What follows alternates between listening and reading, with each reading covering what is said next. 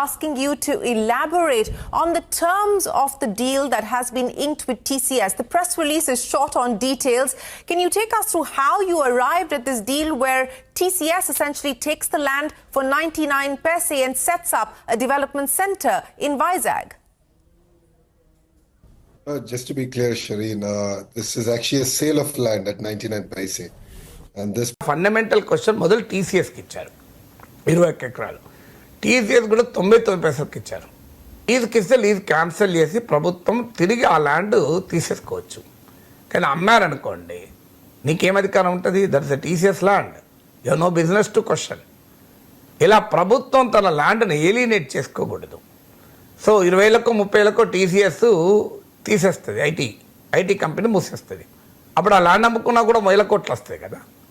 అంటే అసలు టీసీఎస్ ఇప్పుడు సాఫ్ట్వేర్ డెవలప్ చేయాల్సిన అవసరం లేదు. అలాగే ల్యాండ్ ఉంచుకుంటే 50 ఏళ్లకు సాఫ్ట్వేర్లో సంపాదించిన దానికన్నా ఎక్కువ సంపాదించవచ్చు. కానీ ల్యాండ్ ఓనర్షిప్ ఎందుకు ఇవ్వాలి అనేది మొదటి క్వశ్చన్.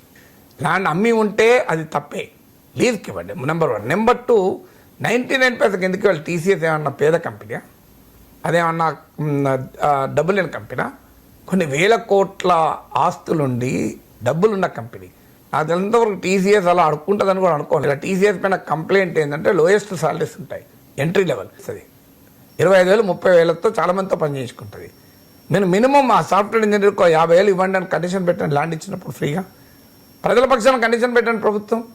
మీరు ఎంత ఉద్యోగాలు ఇవ్వాలి అనేది కండిషన్ ఉండదు, ఎన్ని జీతాలు ఇవ్వాలో కండిషన్ ఉండదు. మరి ఎందుకు ఇవ్వాలి ల్యాండ్? సో ల్యాండ్ ఇచ్చేటప్పుడు ఈ కండిషన్స్ అయితే ఉండాలి కదా.